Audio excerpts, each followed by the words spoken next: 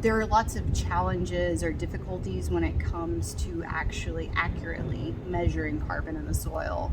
And one of those is the depth that we're measuring carbon. So if we are just taking a shallow sample, 0 to 4, 0 to 6 inches, that is the most microbially active depth within the soil. Okay. And so there's going to be such a high turnover that it's really hard to get a good estimate of how much carbon is going to be stored. So the best recommendation would be to take a deeper soil bore. Okay. To estimate what carbon stocks are, say, to a 36 inch depth in the profile. 3 to 4 feet would be the best recommendation. Deeper in the profile, you're going to have greater potential to store long-term, more recalcitrant carbon, just because it's protected from disturbances and from microbial activity. And then the next issue that I see is just settling on a method of actually determining the amount of carbon. So there are different labs across the US, of course, that all have methods that work best for their operation. And so, one lab may use a dry combustion technique that's going to measure the actual carbon in the soil, but then we have to pay attention not just to the organic fraction, but the inorganic fraction too, so that we are just measuring organic. We don't want to be measuring calcium carbonates in the soil as a form of carbon.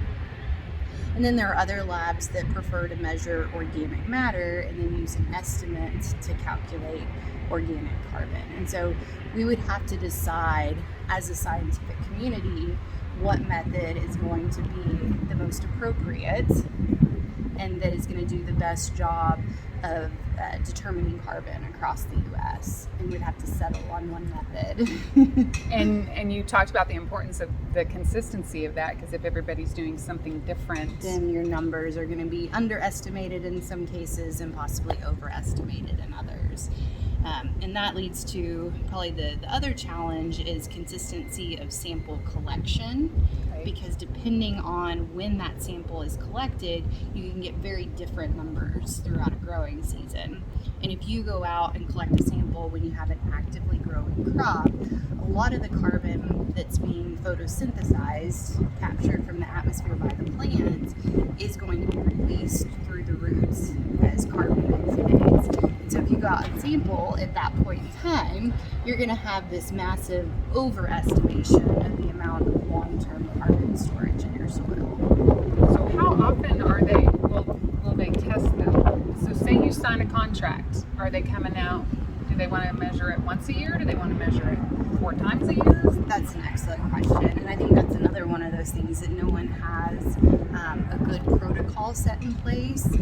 As a soil scientist, I think it needs to happen once a year at the same time each year in between your crops. So if you have a crop rotation of cotton and sorghum, you need to come out between that transition between harvest and planting of the following crop. And the same with the cover crop as well. You need to wait until the cover crop's terminated and before you plant your cash crop the following year.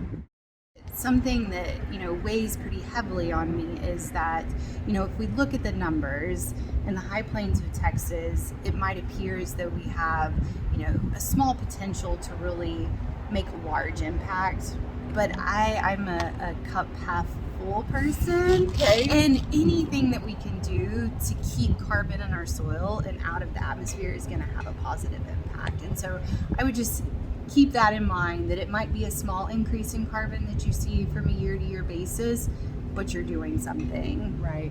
And it does take time. I think that was another thing you talked about is it's not a 1 year, it's a process and it takes a long time. Exactly. But every bit helps. Every bit.